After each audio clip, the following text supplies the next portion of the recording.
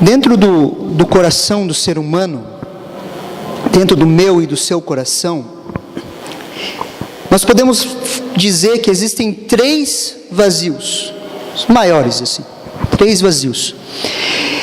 O maior deles é o vazio de Deus, aquele que só Deus preenche. O vazio dentro do coração do homem o maior espaço é o que Deus preenche.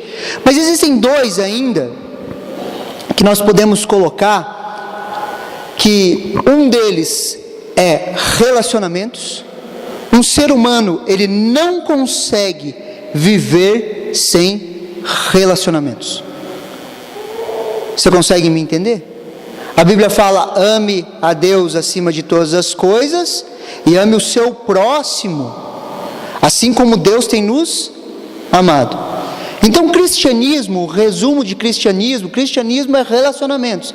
Relacionamento com Deus e relacionamento com as pessoas. Então, 2 desses vazios são Deus e relacionamentos. Nós não vivemos sem nos relacionar com pessoas. É necessário. E um terceiro se chama conquistas. Todo ser humano, ele precisa ter as suas conquistas. Amém? Então esses 3 vazios, eles sempre precisam ser, eles existem dentro de nós e eles precisam ser preenchidos. Quer ver um exemplo? Por exemplo, a pessoa que não tem Deus, e tiramos Deus, esse vazio, o que ela começa a fazer? Ela começa a se relacionar com várias pessoas, ou ela começa a correr atrás de conquistas. Sim ou não? Você conhece alguém assim? Alguém que não tem Jesus? Então ele fica pulando de relacionamento em relacionamento, tentando preencher um vazio que só Deus preenche, ou ele corre atrás das suas conquistas, ele corre atrás do dinheiro. Conquistas aqui, querido, não tem a ver só com dinheiro, ok? Por exemplo, a família que você tem extremamente abençoada é uma conquista. Você consegue entender? E nós começamos a ver que isso acontece. Se eu tiro Deus da vida da pessoa, ela vai correr atrás de relacionamento, ele vai correr atrás de conquistas. Batata. É isso que vai acontecer. Só que nós temos esse vazio existencial preenchido. Nós conhecemos a Cristo Jesus, amém? E nós temos esse vazio existencial preenchido. Por isso que nós temos os nossos relacionamentos saudáveis. Nós temos relacionamentos com a igreja. Nós temos relacionamentos no nosso grupo familiar. Nós temos relacionamentos com as pessoas que nós convivemos, queridos. Por isso que é extremamente importante eu e você se relacionarmos. Não é interessante que a gente se isole, que a gente comece a sair de perto das pessoas. Geralmente, quando nós estamos nos isolando, querido, é porque nós nos machucamos nos nossos relacionamentos. E quando nós nos machucamos nos nossos relacionamentos, o que nós devemos fazer? Nós precisamos encarar essa machucadora e nos consertar, ajeitar. Irmão, me perdoa, eu errei com você, mas fica na comunhão, fica junto, fica perto. A Bíblia fala em Provérbios que aquele que procura o isolamento, aquele que se isola é tolo. É tolo. Por quê? Porque é muito mais fácil de ele ser apanhado, é muito mais fácil de ele ser preso, muito mais fácil de Satanás atacar ele. Ok? Consegue entender? Eu quero falar de um desses vazios existenciais. Eu quero falar um pouquinho sobre conquistas, queridos. E quando nós começamos a falar em conquistas, nós precisamos entender a nova identidade que nós temos em Cristo Jesus. O que Jesus fez na cruz, o que Ele trouxe para nós, quais são as conquistas dele que nos trouxe para perto dele. Somos transformados à sua imagem e semelhança. Fomos comissionados a implantar um reino. Em Cristo Jesus, queridos, eu e você fomos comissionados a implantar um reino. Nós recebemos uma nova identidade e nós precisamos entender quem nós somos. Abram comigo lá em Apocalipse 1, do 5 ao 6. Apocalipse 1, do 5 ao 6.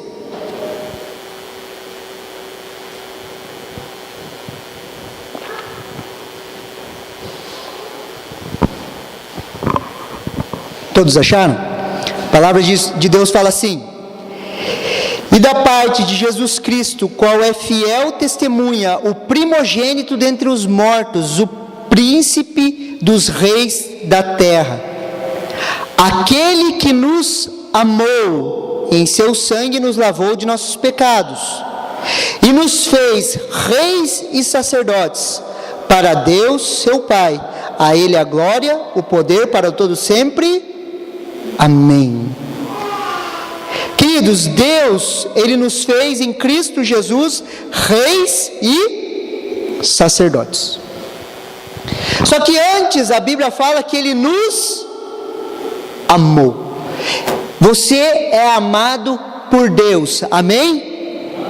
Ele nos amou e em seu sangue perdoou os nossos pecados. Nós somos perdoados. Queridos, eu se fosse você, dava um glória a Deus, pelo menos se manifesta aí. Você consegue entender? Deus nos amou e em seu sangue perdoou os nossos pecados. Aquele que está em Cristo, nova criatura é, as coisas velhas se passaram, eis que tudo se fez novo. Essa é minha e a sua identidade. E ainda Ele nos fez reis e sacerdotes. Queridos, eu e você, nós devemos reinar. Ah, pastor, então eu vou mandar nos outros. Não, queridos, não tem a ver com esse tipo de reinado que você está pensando. Mas eu e você fomos chamados para reinar, queridos. Ou conquistamos territórios como reis, ou somos conquistados. Ou eu e você avançamos, ou nós somos dominados. Ou as nossas dores nos conquistam, ou nós conquistamos as nossas emoções. Ou você é escravo das suas dores, ou você reina sobre elas. Ou reinamos sobre o nosso passado no presente e redesenhamos o nosso futuro, ou o nosso passado nos domina. Vou repetir. Ou reinamos sobre o nosso passado no presente, reinamos o nosso passado no presente e redesenhamos o nosso futuro, ou o nosso passado nos domina. Ou eu e você damos cabo no nosso passado hoje e começamos a redesenhar o nosso futuro, ou o nosso passado vai nos dominar. Você consegue ver como é sério?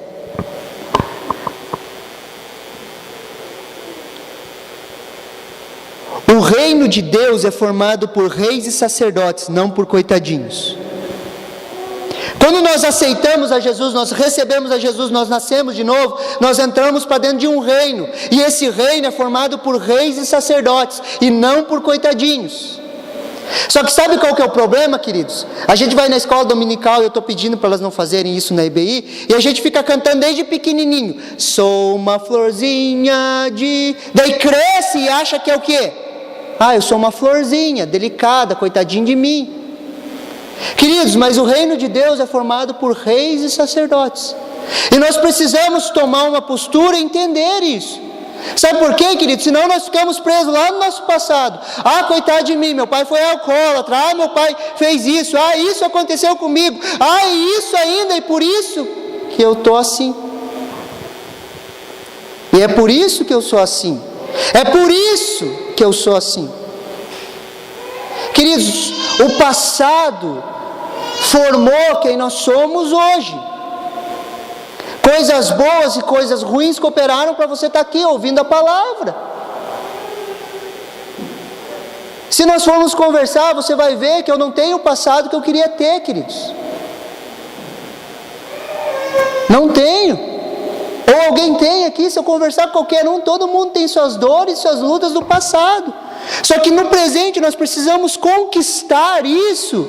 Para quê? Para a gente desenhar o futuro que Deus tem colocado nas nossas mãos. Você consegue entender? Senão nós ficamos amarrados lá atrás e com síndrome de coitadinhos. Queridos, eu estou falando isso para vocês, mas deixa eu explicar uma coisa. Em todo o teste comportamental que eu fiz, todos, a minha personalidade dominante, queridos, é melancólico. E no extremo ainda, lá no extremo. A pessoa melancólica, ela acaba tendo ela é introspectiva, ela sempre está olhando para dentro, ela sempre está mais quieta, mais reservada. Se você for ver eu sou sempre mais quieto, mais reservado. Só que uma das coisas ruins desse tipo de personalidade, que é a que eu tenho, é que você acaba sendo muito pessimista. Só que eu quero falar uma coisa para você. Sabe por que teste de personalidade não funciona para crente? Porque nós somos uma nova criatura. E a ciência não consegue nos estudar. Nós somos guiados pelo Espírito de Deus. E nós fazemos aquilo que é impossível para os homens. Só que esse traço de personalidade, ele sempre me acompanhou. Só que um dia Deus me confrontou. Ele falou: até quando você vai ser escravo do teu passado? Até quando você vai ter a síndrome do coitadinho? Até quando você vai ficar chorando? Ai, tadinho de mim, tenho pena de mim. Até quando? Querido, se eu ficasse lá, eu estaria lá até hoje. Você consegue entender?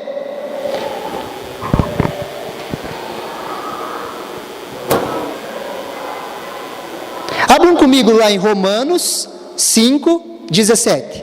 Esse eu quero que vocês pintem na Bíblia de vocês. Romanos 5:17.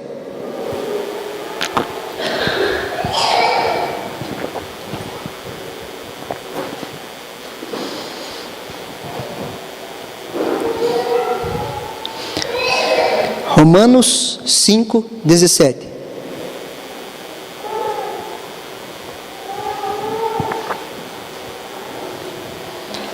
Olha que interessante que esse texto fala. Se pela ofensa de um, ele está falando de Adão, ok? Se pela ofensa de um, e por meio de um só, reinou a morte, muito mais os que receberam a abundância da graça e o dom da justiça, reinarão em vida por meio de um só, a saber, Cristo Jesus. Reinarão quando? Em vida. Eu e você reinamos em vida. Queridos, tem uma obra de Deus para nós aqui nessa terra. Então não fica só cantando Maranata, ora vem Senhor Jesus, para querer ir embora rápido, porque tem coisa para fazer agora. Viu, homem? Tem coisa para fazer. Está na hora de ir embora ainda. Você consegue entender isso? Às vezes nós ficamos pensando e repensando, mas nós temos uma obra aqui. E nós vamos reinar em vida. Vida, e é sobre isso que eu quero conversar com vocês. Reinar em vida. Reinar tem a ver com conquistas. Reinar tem a ver com conquistas. Quando nós reinamos, nós conquistamos. Todas as vezes que exercemos governo, conquistamos. Só que você pode perguntar para mim: mas pastor, como que eu posso fazer para reinar? Como que eu posso fazer para conquistar? Eu separei 3 pontos aqui para a gente conversar essa noite. Número 1, ter o firme fundamento. Queridos, eu e você devemos construir a nossa casa sobre a rocha. Mateus 7, 24 ao 27. Fala assim, ó. Abram lá comigo, Mateus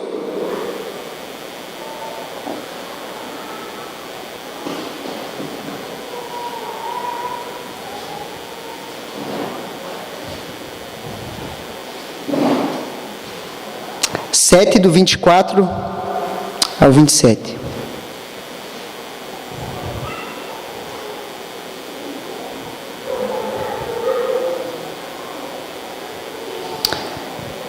Isso aqui é Jesus falando com os discípulos. Assim, todo aquele que ouve as minhas palavras e as pratica, será comparado a um homem sábio que construiu a sua casa sobre a rocha. E caiu a chuva, e vieram as enchentes, sobraram os ventos, e bateram com violência contra aquela casa. Mas ela não caiu, pois tinha seus alicerces na rocha. Pois todo aquele que ouve as minhas palavras e não as pratica, é como um homem insensato, que constrói a sua casa sobre a areia. E caiu a chuva, e vieram as enchentes, sopraram os ventos, e bateram com violência contra aquela casa. E ela desabou, e foi grande a sua ruína. Queridos, às vezes eu olhava para esse texto, e o que eu achava? Eu achava que um tinha um terreno que era uma rocha, e outro tinha um terreno arenoso. Só que pelo que Jesus está falando, os dois tiveram a mesma oportunidade. Os dois ganharam o mesmo terreno. Um não cavou fundo suficiente até chegar à rocha para fazer o fundamento, e o outro fez o fundamento de forma superficial, e o outro cavou mais fundo. Se nós formos ver, cavar até chegar à rocha é muito mais trabalhoso do que cavar sobre a areia. E qual que era a diferença de um para o outro? Os dois ouviam a mesma palavra, só que um praticava. Os dois ouviam a mesma palavra, só que um praticava. O vento, a chuva e os rios que bateram contra a casa, bateram sobre a casa dos dois, do justo e do injusto. A diferença é que um edificou a sua casa sobre a rocha. O que um fez? Praticou o que ouviu. E eu e você precisamos começar a praticar o que nós ouvimos, nas nossas finanças, nos nossos relacionamentos, no nosso trabalho, nos nossos estudos. Por quê, querido? Porque as provas virão.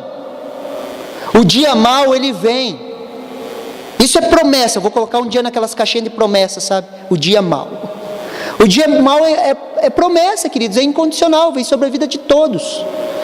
As lutas, as tribulações, elas vêm sobre a vida de todo mundo, queridos. Todo mundo, até aquele que você olha no Facebook, aquelas fotos bonitas que sempre posta, tem luta também. Só que ninguém posta, só posta coisa bonita. Aquilo que você faz, que não está sobre a rocha, vai cair, querido. Se você constrói o teu casamento, e o teu casamento não está alicerçado sobre a rocha, vai cair. Se você constrói os seus negócios, e os seus negócios não estão alicerçados sobre a rocha, vai cair. Se você constrói os teus estudos, tudo que você construir que não estiver sobre a rocha, querido, vai cair. Isso é bíblico. E eu e você precisamos construir a nossa casa sobre a rocha. E como que nós construímos? Ouvindo e praticando. Ouvindo e praticando. Às vezes eu fico pensando sobre a igreja no Brasil, queridos. Eu olho assim a igreja no Brasil, você olha assim tanta coisa, queridos, todo mundo ouve de Jesus, queridos. E às vezes a gente faz o apelo, aqueles que querem receber a Jesus, queridos, eu entendo que o Brasil não precisa receber a Jesus, o Brasil precisa seguir a Jesus, queridos. Porque muita gente já recebeu a Jesus, só que são poucos os que seguem. Muita gente recebeu já Jesus. O que nós precisamos é seguir. E como que nós seguimos a Jesus? Ouvindo e praticando a sua palavra.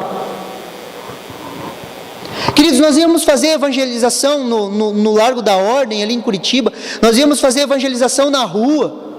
Queridos, você perguntava para a pessoa sobre Jesus, ela falava, não, já servi a Jesus. E começava a contar a história dela. Uma vez eu estava saindo da faculdade, um cara me abordou, me deu um dinheiro, eu falei, espera aqui, eu peguei um dinheiro para ele, falei, posso orar por você? Ele fez assim, ó. Eu olhei para ele, você é crente? Ó? O cara faz assim, né? Você fala, vai orar, o cara baixa a cabeça, todo sotaque de crente, né? Baixa a cabeça, faz assim. Eu falei, você é crente, cara? Ele olhou desviado, morador de rua. Mas eu dei um escracho naquele cara. Acho que ele só não me bateu por causa, eu acho que a unção fluiu ali, pegou, ele começou a chorar. Mas eu dei um escracho nele, falei, o que você está fazendo aqui? Ó? Você é um filho de Deus, o que você está vivendo nessa situação? O que você... Ele chorou, e sabe qual que é o problema? Sou uma florzinha me machuquei na igreja. As pessoas não me deram a paz do Senhor na porta ali, não me... Deixa eu falar uma coisa para você, você vai se machucar na igreja. Você vai. Vai ter dias que você vai me pegar e eu não dormi bem, e talvez eu te trate mal, e aí? Você vai sair assim, me machucou.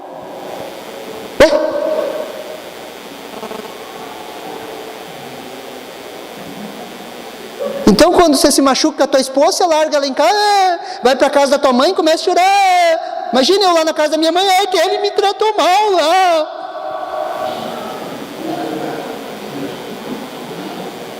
É ridículo, não é? Daí você senta a conversar com o crente, o que ele está fazendo? aquele lá me machucou, ele não falou com...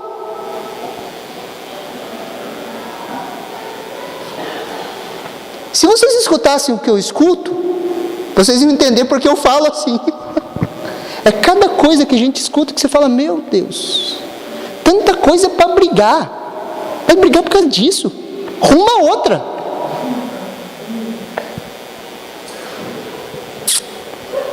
Você consegue entender? Nós precisamos firmar a nossa casa sobre a rocha. 1 Coríntios 3, do 11 ao 15, eu vou ler aqui, vocês prestem atenção. Esse versículo a gente fala muito. Nas escolas eu sempre falo sobre ele, mas eu vou repetir. Porque ninguém pode lançar, até o versículo de Simon Menon, dos Menonitas. Porque ninguém pode lançar outro fundamento além do que já está posto, qual é Jesus Cristo. E se alguém sobre este fundamento levantar um edifício de ouro, prata e pedras preciosas, madeira, feno ou palha, a obra de cada um se manifestará, pois aquele dia demonstrará, porque será revelado no fogo, e o fogo provará qual seja a obra de cada um. Se permanecer a obra de alguém sobre o qual ela edificou, esse receberá galardão. Se a obra de alguém se queimar, sofrerá prejuízo, mas o tal será salvo, todavia, como pelo fogo. Então, depois de nós acertarmos Jesus, querido, nós começamos a construir obras sobre a rocha que se chama Jesus. E essas obras podem ser madeira, feno ou palha, ou ouro, prata e pedras preciosas. No dia que nós nos encontrarmos com Jesus, todas as nossas obras vão ser provadas, e provadas pelo fogo. E o fogo vai consumir toda a obra de palha, feno e madeira. As obras que nós edificarmos de ouro, prata e pedras preciosas vão ficar ali e nós vamos receber o galardão. A grande pergunta é: quais obras eu e você temos feito? Quais obras? Por quê? Porque nós estamos falando sobre reino. Se eu não entender que é o reino governando através das obras, aquilo que eu faço, você consegue entender? E eu quero fazer uma pergunta para você, e eu quero que você guarde ela no coração, você não precisa responder, tá? Aonde tenho edificado as minhas obras? E quais obras você tem edificado? Aonde você tem edificado? Você tem edificado a sua casa sobre a areia, ou você tem edificado a sua casa sobre a rocha? Porque se eu edifico sobre a areia, querido, vai cair, e não vai ter como reinar. Se eu edifico sobre a rocha, ela vai ficar firme. A construção de uma igreja, queridos, é edificada na rocha. Quem está no processo desse 1 ano caminhando com a gente, vocês têm visto que nós estamos edificando sobre a rocha. E se nós estamos edificando sobre a rocha, parece que o fundamento é mais demorado que a construção. Daí você olha, aparentemente parece que nada muda. Por quê? Porque fundamento não aparece na construção. Você consegue entender? Você já viu? Você vai na construção e você fala: nossa, parece que não está fazendo nada. Nossa, parece que não está fazendo nada. Por quê? Porque eles estão fazendo fundamento. E o fundamento não aparece, queridos. E nesse 1 ano nós estamos trabalhando fundamentos. Nós estamos fundamentando a igreja sobre a rocha. Por isso que é um trabalho árduo, um trabalho mais cansativo, um trabalho demorado, onde você vai lapidando líder por líder, você vai colocando cada um na sua função. É um trabalho, Só que nós estamos edificando sobre a rocha. E as suas obras, onde você tem edificado? As tuas emoções, onde você tem edificado? Sobre a areia ou sobre a rocha? As nossas emoções, querido, nós precisamos dominar sobre elas. Nós precisamos exercer domínio. Nós precisamos exercer domínio. Ponto 2. Para nós conquistarmos, não dar lugar a ofensas. Jesus, quando ensinou o Pai Nosso, ele disse assim: perdoai as vossas ofensas, assim como perdoamos a quem nos tem ofendido. Mateus 6, 14 e 15 fala assim, ó: porque se perdoar aos homens as suas ofensas, também vosso Pai Celestial vos perdoará a vós. Se porém não perdoares aos homens, tampouco vosso Pai perdoará as vossas ofensas. As ofensas não perdoadas, queridos, elas não nos permitem conquistar, torna-nos escravos de sentimento, e é uma base legal para que Satanás exerça domínio sobre as nossas emoções. Quando nós não perdoamos, queridos, nós ficamos ressentidos, que nós ressentimos aquilo que nós sentimos quando nos ofenderam, e nós ficamos em ressentimentos, sempre relembrando aquilo que nós fizeram com a gente. Nós ficamos presos lá, nós não conquistamos, e é uma base legal para Satanás tocar as nossas emoções. Por quê? Porque a Bíblia é muito clara: se nós perdoamos, nós somos perdoados. Se nós não perdoamos, o que acontece?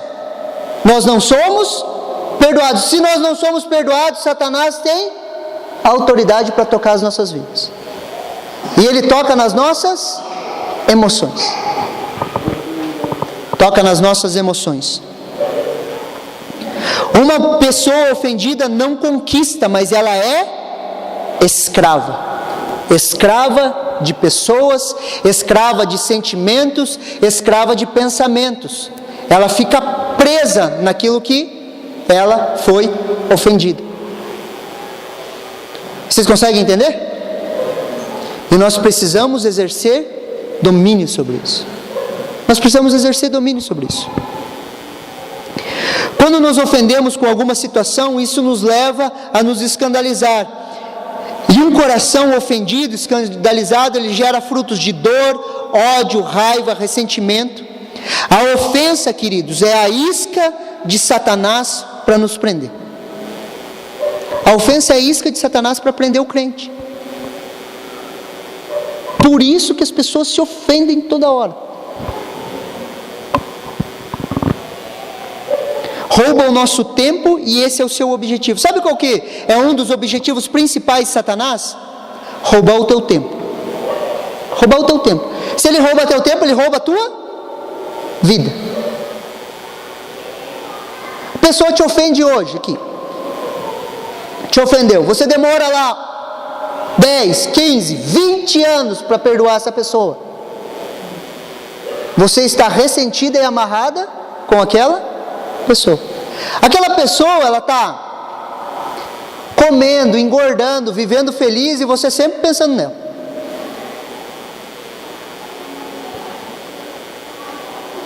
E ela está feliz da vida lá, e você pensando nela, você pensando nela, você pensando nela. O que Satanás fez? Ele roubou a sua vida, o seu tempo. O seu tempo. Nós precisamos romper com isso, queridos. A reação às ofensas, ela determina o nosso futuro. A reação que nós temos com relação às ofensas, ela determina o nosso futuro. Um rei tem responsabilidade sobre o seu reino, sim ou não? Um rei não tem responsabilidade sobre o seu reino? Sim. Se você é rei, sabe qual que é o primeiro lugar que você deve reinar? Sobre você mesmo. Quando guardamos ofensas, ficamos impedidos de ver falhas no nosso próprio caráter, porque a culpa é transferida sempre para outra pessoa. Quando nós estamos ofendidos, a culpa é sempre do outro. É sempre o outro. É a mulher que tu me deste, Deus. Aquela desgraça que você me deu, fez eu comer dessa fruta. É isso que o homem estava falando para Deus. E nós começamos a transferir a culpa. Quando nós estamos ofendidos, nós começamos a transferir a culpa, queridos. E nós deixamos de ver a falha no nosso próprio caráter. E a culpa é sempre do outro. Como eu tenho falado repetidas vezes aqui, assuma responsabilidade. Nós precisamos, eu e você precisamos aprender a assumir responsabilidades, parar de terceirizar a culpa, parar de colocar a culpa nas outras pessoas, parar de falar que é culpa do outro. Nós somos frutos das nossas próprias escolhas, queridos. E uma segunda pergunta: como eu e você temos reagido à ofensa? Como eu e você temos reagido à ofensa?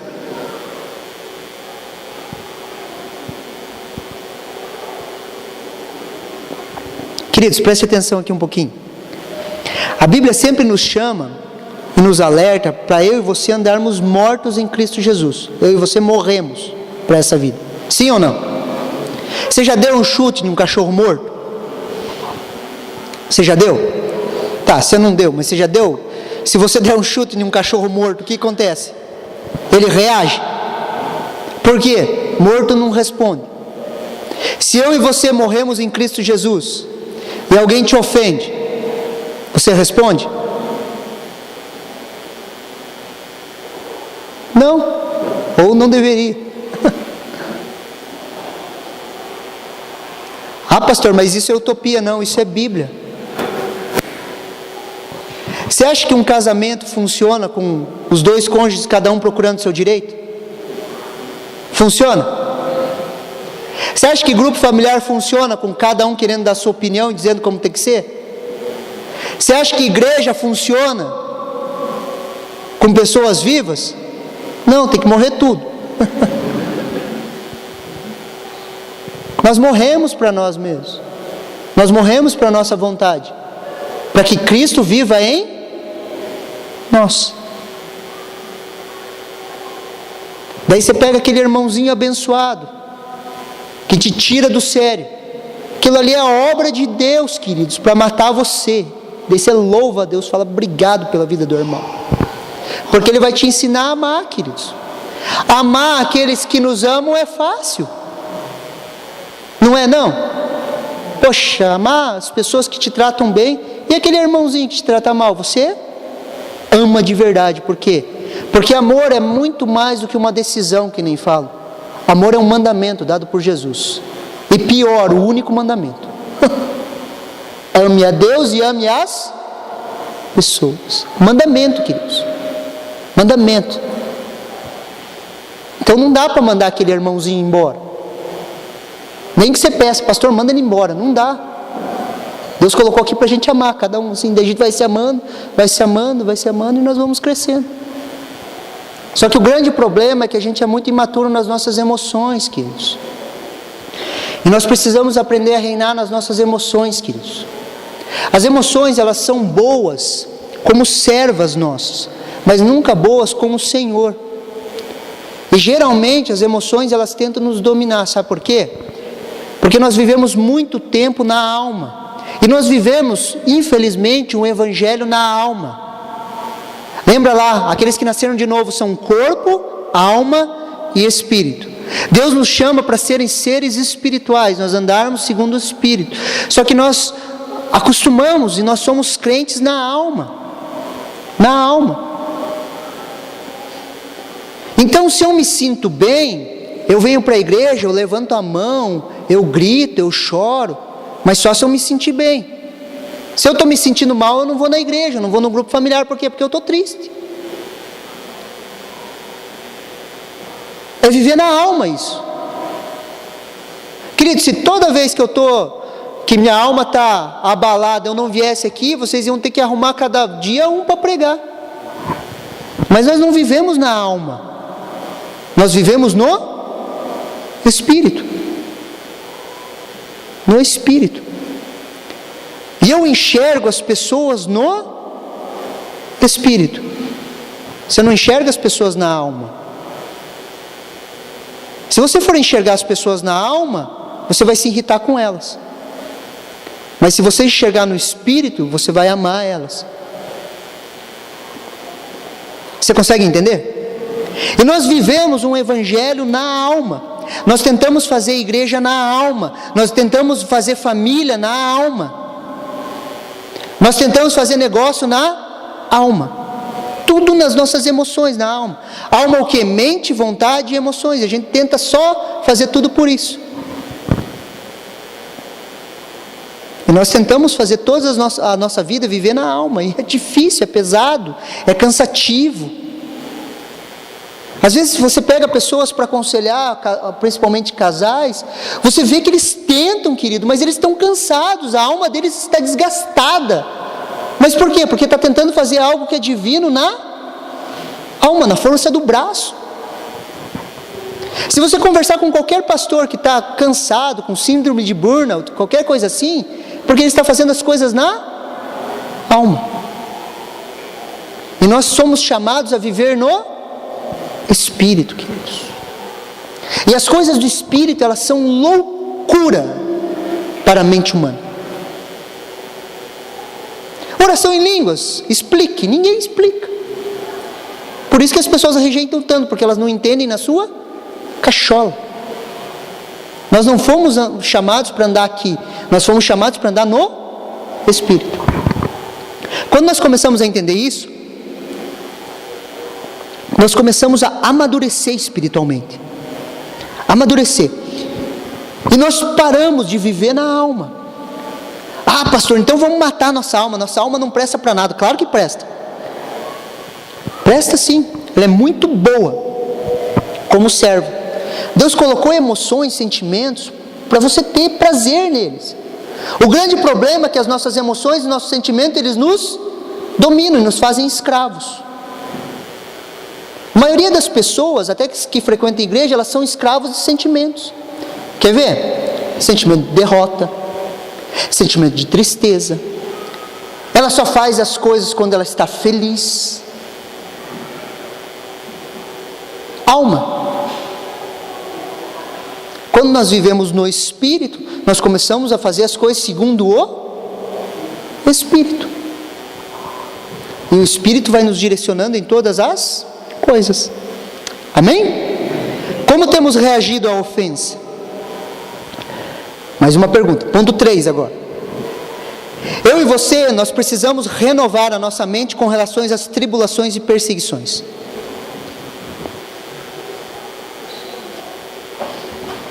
Se não olharmos as tribulações e as perseguições dos prismas da palavra de Deus, essas nos impedem de reinar, de conquistar.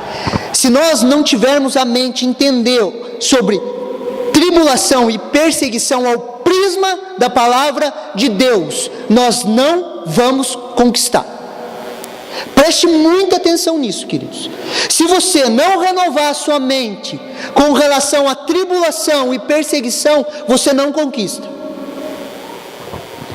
Todo o propósito de Deus passa por tempos e estações. Todo o propósito de Deus na minha e na sua vida passa por tempos e estações. Um exemplo simples: casamento. Quem é casado há bastante tempo sabe que o casamento passa por tempos e estações. Sim ou não? Por quê? Porque o casamento é o propósito de Deus na sua vida. Então ele passa por tempos bons e tempos ruins. Todo o propósito de Deus na minha e na sua vida, ele passa por tempos e estações. Nós precisamos entender isso. A sua conquista em Deus vai passar pelo teste do todo o dia. As tuas conquistas, aquilo que Deus tem colocado na tua mão, ela vai passar pelo teste do todo dia. Sabe qual que é o teste do todo dia? É o teste da rotina, aonde a empolgação passou. Você já viu quando você começa um projeto novo? Ou você vai começar um projeto novo? Eu já implantei vários projetos em academias, como eu trabalhava como gestor. Você implanta um projeto novo, o que acontece? Nossa, aquela euforia, todo mundo, vamos fazer. Começa a passar o dia a dia, o que acontece? As pessoas vão desistindo. E os processos de Deus, querido, eles passam pelo teste do dia a dia. As conquistas que nós temos com Deus passam pelo teste do dia a dia. Palavra profética, querido, a palavra profética vem para quê? Para quem fez a escola, repete aí, senão. Consolar, edificar e exortar. Consolar, edificar e encorajar. Você recebe uma palavra profética. Alguém já recebeu palavra profética? Que eu acho que quase todos, né? Você recebe uma palavra profética e você fica... É para amanhã. Vai o dia a dia. Davi foi ungido rei pelo profeta Samuel. O que aconteceu no outro dia? Davi foi cuidar de ovelha. E no outro dia? Foi cuidar de ovelha. E no outro? Mais ovelha. E no outro? E depois a coisa azedou. Porque o rei começou a perseguir ele. E perseguiu ele, querido, durante 10 anos. E perseguiu, a Bíblia, tem pontos que falam que perseguiu todos os dias. Todos os dias Saul procurava a Davi. A Bíblia fala. Aquilo que Deus coloca nas nossas mãos, queridos, passa pelo teste do todo dia. Você está entendendo que pela alma a gente não aguenta? Tem que ser pelo Espírito. Porque vai passar pelo teste do todo dia, queridos.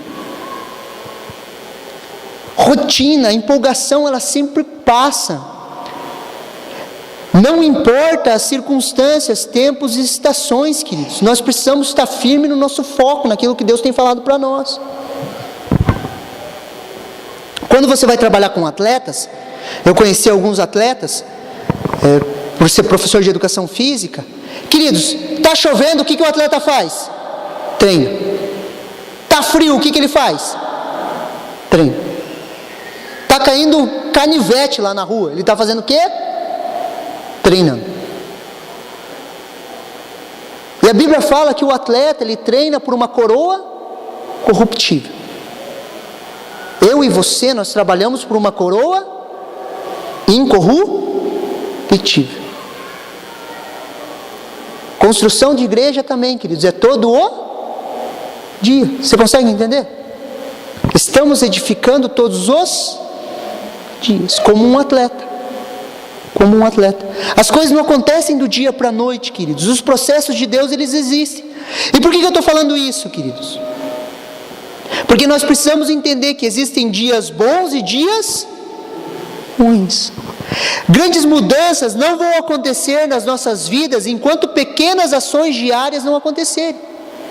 Todo mundo espera o grande. Pastor, eu quero uma virada na minha vida. Mas o que você está fazendo todo dia? Enquanto pequenas ações diárias não mudarem, o nosso contexto de vida não muda, queridos.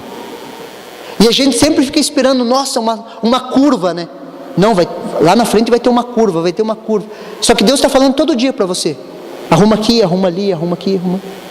Enquanto essas pequenas mudanças vão acontecendo, assim a nossa vida é transformada. Por isso que é de fé em fé e de glória em glória. É todo dia.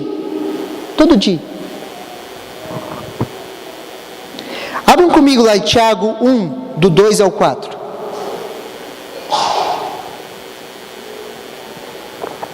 Esse texto, quando eu chegar no céu, eu vou pedir para Deus uma nova, assim, Deus me revela isso de forma melhor, assim, porque às vezes dá um curto-circuito na gente. Tiago 1, do 2 ao 4, olha o que a Bíblia fala, querido. Olha o que a Bíblia fala. Meus irmãos, ele está falando com um crente, tá? Por isso que ele fala, meus irmãos, tende por motivo de grande gozo, ou de grande alegria, o passar por várias provações, não é por uma, é por várias, sabendo que a provação da vossa fé produz perseverança, e a perseverança tendo a sua obra perfeita, para que sejais perfeitos e completos, não faltando em coisa alguma. Tende por grande motivo passar por várias tribulações. Você está passando por tribulação aí? Ergue a mão aí. Sim ou não? Está ou não está? O que a Bíblia fala? Tenha por motivo de grande alegria. Você fala assim, cara, como isso? A minha alma não entende isso, porque a minha alma ela não quer ficar triste, a minha alma quer ficar feliz. Só que ele está falando, queridos, para aqueles que vivem no Espírito. Por isso que ele está falando, amados meus irmãos, aqueles que nasceram de novo, aqueles que têm o Espírito de Deus habitando neles. Entendam, quando vocês passarem por tribulações, se alegrem. Se alegre. As provas ou tribulações vêm sobre as nossas vidas para nos aperfeiçoar, queridos. Nossa fé sempre vai ser provada. Devemos renovar a nossa mente com relação a isso. Nós precisamos renovar a nossa mente, nós precisamos entender que as lutas, as provas que eu e você estamos passando nesse exato momento, elas estão nos aperfeiçoando, elas estão provando a nossa fé, e quando isso passar, nós vamos ser mais fortes do que quando nós entramos nessas lutas. É isso que a palavra de Deus está falando. Queridos, as nossas vidas, preste atenção aqui, as nossas vidas, elas estão na mão de Deus e não do diabo. Ah, pastor, mas por que você está falando isso? Quando tudo está bem, está na mão de Deus. É isso que nós pensamos. Quando está tudo ruim, o diabo está se levantando, pastor, o diabo pegou eu. Queridos, lutas e tribulações vêm na vida de todos, queridos. De todos. Deveria ser algo comum nas nossas vidas. Só que lembra lá o que nós estávamos falando? Nós temos a síndrome dos coitadinhos, da florzinha. Olha como é difícil, olha como é duro, olha como eu não consigo. Você consegue entender? Pastor, você não sabe o que eu estou passando. Eu não sei o que você está passando, mas eu sei o que Jesus fez na cruz para te transformar em um rei. Isso eu sei. O poder do alto veio sobre nós e nos revestiu, queridos. Sabe qual que é a pior posição para o crente estar? Na posição de coitado, de vítima. Essa é a pior posição para eu e você estarmos. Porque daí Deus não age.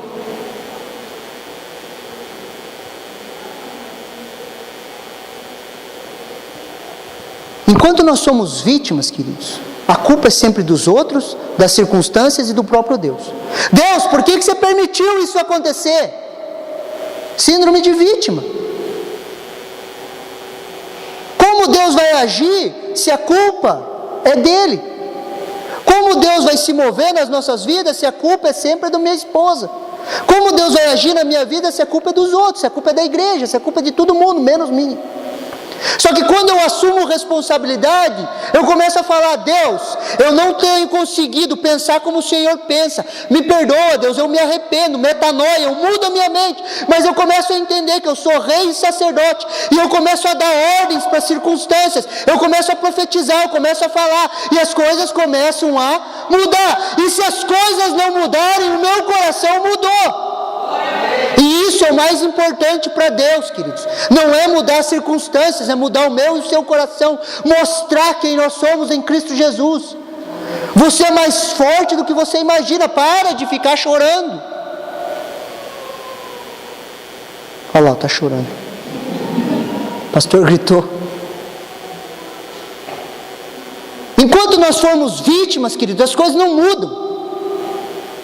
Sabe por que Deus bagunça a nossa vida? Sabe por que Deus bagunçou a vida de Jó? Simplesmente para se revelar mais a Jó. Quando a nossa vida dá uma bagunça, querido, Deus quer se revelar a nós. Mas a primeira coisa que nós precisamos fazer é tomar uma postura, sair da posição de vítima, parar de choramingar, se posicionar em Cristo Jesus e começar a declarar a palavra de Deus. O que a palavra de Deus diz ao teu respeito, querido? Só que é muito mais cômodo eu ficar, ó céus, ó vida. Lembra aquele cachorrinho lá, que ficava reclamando? Vocês lembram? É Mudley, né? Ficava reclamando. E a gente fica assim, chutando, assim, a vida que eu tenho, está tudo difícil. Vai continuar assim. Queridos, o poeta já falava: nada muda enquanto eu não mudar. Nada muda enquanto eu não mudar, queridos. Daí a gente fica olhando: Deus faz, Deus. Ele: olha, eu já fiz. Eu já fiz, eu amei você, eu enviei meu filho, ele morreu, eu coloquei o meu espírito habitando em você. Já está tudo certo para mim. É você que tem que se posicionar. Você precisa se levantar e conquistar. Você está entendendo que a gente vive na alma? É um choque. Às vezes você pode até ficar bravo comigo, ir para casa lá, ficar pensando: Deus vai falar com você se você ficar bravo comigo. Vai pesar a mão. Deus não pesa a mão. Deus vai pesar a mão em vocês. Não, queridos, por quê? Porque nós precisamos entender quem nós somos, a nossa posição. E quando nós começamos a entender, as coisas começam a mudar. Queridos, a gente não foi feito para ficar choramingando pela vida. Ah, pastor, mas olha, quer ver? Olha que interessante. Vamos lá para Atos. Vamos para Atos. Atos 4, Atos 5, 40 e 42. Abra lá comigo.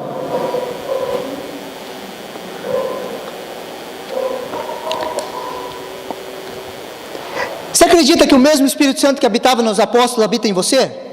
Sim ou não? Verdade, né? O mesmo modelo de igreja de Atos é o mesmo modelo de igreja que nós deveríamos ter hoje, sim ou não? Amém, né? Você acredita nisso, né? Então olha lá. Ó, o pessoal lá combinou de pegar os discípulos e pegaram eles. E daí lá no capítulo 40 fala assim: concordaram, pois, com ele, e tendo chamado os apóstolos, açoitaram-nos e mandaram que não falassem em nome de Jesus, e os soltaram.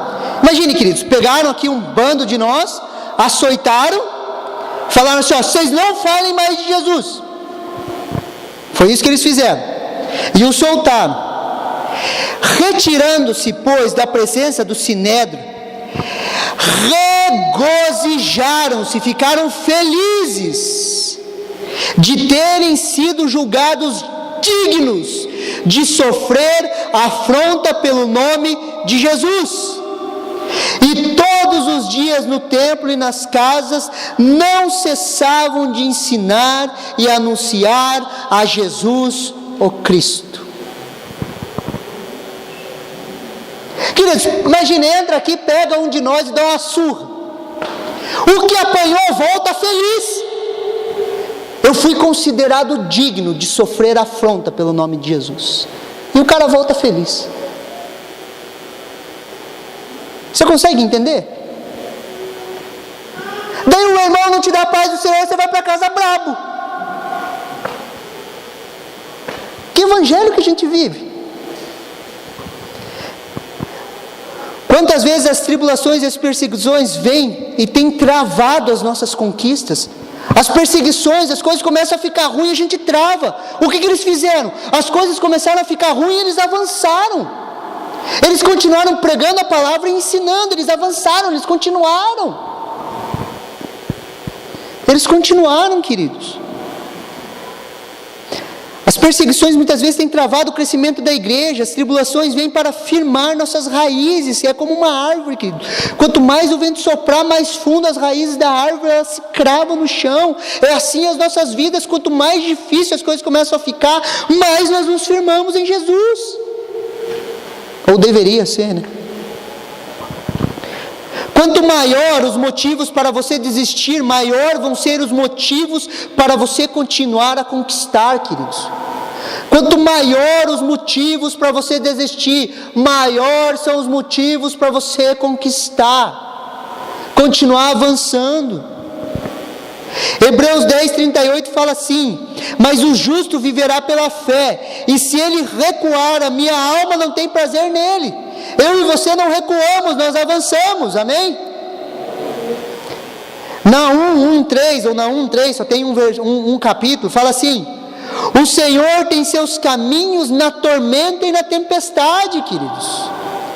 Deus tem os caminhos dele, e a Bíblia fala na tormenta e na tempestade. De repente ele vai te levar para o olho do furacão, para o meio da tempestade. Jesus chega para os discípulos: passemos para o outro lado, liberou a palavra. Eles entraram no barco, o que aconteceu? Ele deita, não sei como que ele dorme em uma chuva, mas estava dormindo lá, dormindo na chuva, o barco quase afundando, os discípulos morrendo de medo, falando: você não se importa que a gente vai morrer? O que Jesus fez? Jesus falou: vamos para o meio da tempestade. E ainda Jesus fica bravo, fala: poxa, eu queria mostrar uma coisa para vocês. Ele vai lá, cala-se mar, manda o mar calar, para tudo, fica uma bonança. Ele fala: homens de pequena fé, era para vocês ter mandado a tempestade parar. Só que eles não entendiam isso. Ficaram reclamando ainda com Jesus: Jesus, você trouxe a gente aqui para morrer. E você não faz isso na tua vida, as coisas começam a ficar ruins, você fala: Deus, vou morrer, Deus, vou morrer, olha o que o Senhor fez com a minha vida. Não vai morrer, querido. Quantas vezes você pensou que você ia morrer, tá aí gordo, bonito? Não morre. Circunstâncias vêm e vão, queridos. Só que a nossa fé, ela permanece em Cristo Jesus. É isso que Deus está fazendo com as nossas vidas. Essas lutas que você está passando hoje é simplesmente para aprimorar a tua fé, para você enraizar mais, para você crescer mais.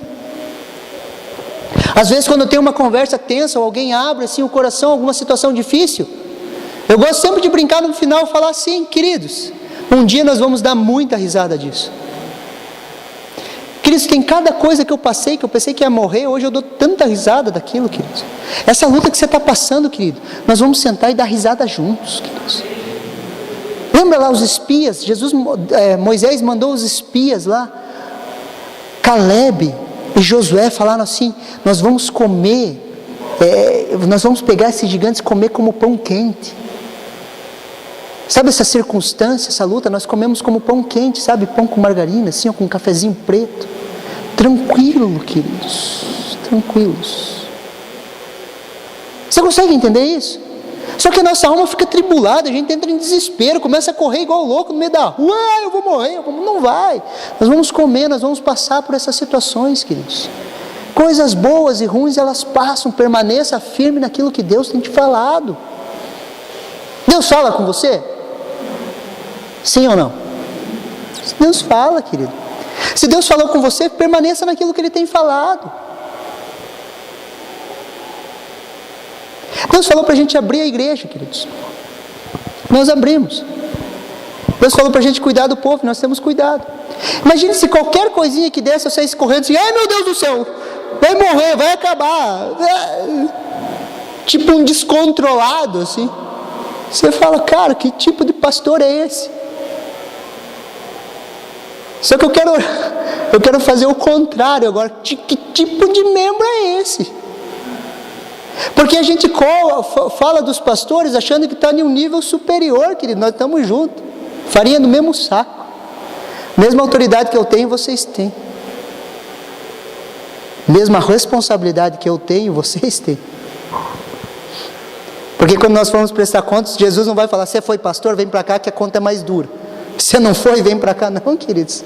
Responsabilidade é para todo mundo. Como eu e você temos encarado as dificuldades que nós enfrentamos? Mais uma pergunta para você pensar. Para concluir, queridos, comece a conquistar e ganhar território no espiritual. Queridos, Deus é Espírito. João 4:24 fala assim: Deus é Espírito, importa que os que o adorem em Espírito e em verdade.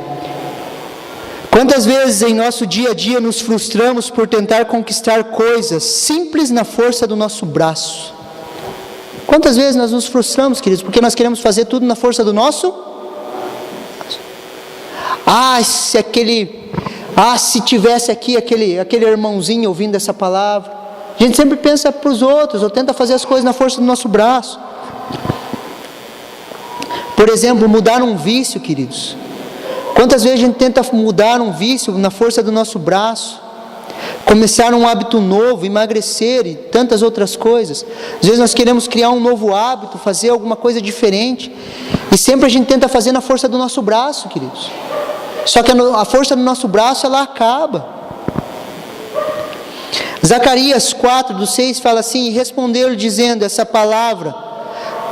a palavra do Senhor, dizendo: não por força nem por violência, mas sim pelo meu Espírito, diz o Senhor dos Exércitos. É através do Espírito Santo de Deus, queridos. É a partir do Espírito de Deus. Ora, sem fé é impossível agradar a Deus, porque é necessário que aquele que se aproxima de Deus creia que Ele existe, que é galardoador do que os buscam. Hebreus 11:6. Queridos, através da fé e do poder do Espírito Santo, queridos, nós conseguimos transformar as nossas vidas. Em primeiro lugar, queridos, que nós devemos conquistar a nossa mente, o que nós pensamos.